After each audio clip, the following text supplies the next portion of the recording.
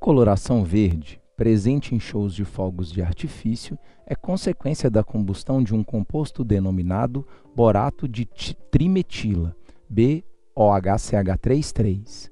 Esse composto pode ser obtido pela reação química entre o ácido bórico, H3BO3, e o metanol, CH3OH, na presença de ácido sulfúrico concentrado, que atua como catalisador nessa reação de esterificação. Então, o ácido bórico reage com o metanol, formando o borato de trimetila e água. Esse éster é muito volátil e inflamável e, por isso, queima-se rapidamente segundo a seguinte equação.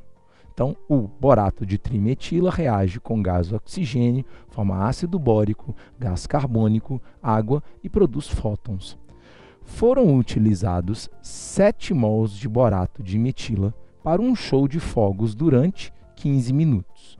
O volume de CO2 em litros liberado nas condições ambientes de temperatura e pressão, CATP, sabendo-se que a pureza do borato é de 90%, é de aproximadamente, e uma informação importante é o volume molar na CATP dos gases, que é de 25 litros por mol. Então, para a gente poder resolver essa questão, passo 1 é pensar na proporção que foi mostrada aqui embaixo. Ele disse que a pureza do borato é de 90%. E ele colocou 7 mols de borato para reagir. Então a ideia é a seguinte: 7 mols do borato, vou colocar apenas bor, representa 100% da amostra. No entanto, só há 90% de pureza. 10% são coisas que não vão reagir. Ao multiplicar cruzado resolvendo a regra de 3, a gente encontra 6,3 mols de borato efetivamente nessa amostra de 7 mols. Essa é a nossa primeira etapa de resolução. A segunda etapa, nós já vamos associar dados relativos ao borato e ao gás carbônico, porque a pergunta foi o volume de CO2 obtido. Então, quando a gente vê isso, a gente vê que cada mol de borato forma 3 mols de CO2. Só que 3 mols de CO2 ocupam um volume 3 vezes maior que o volume ocupado por 1 mol, que é o volume molar.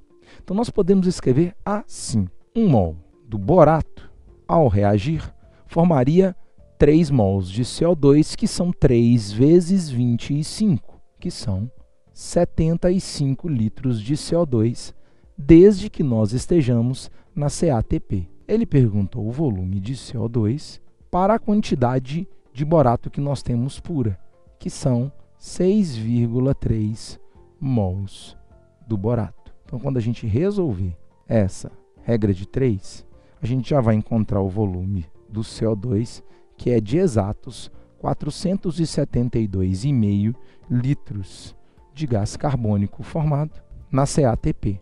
O valor mais próximo disso é 473, então a resposta é letra D.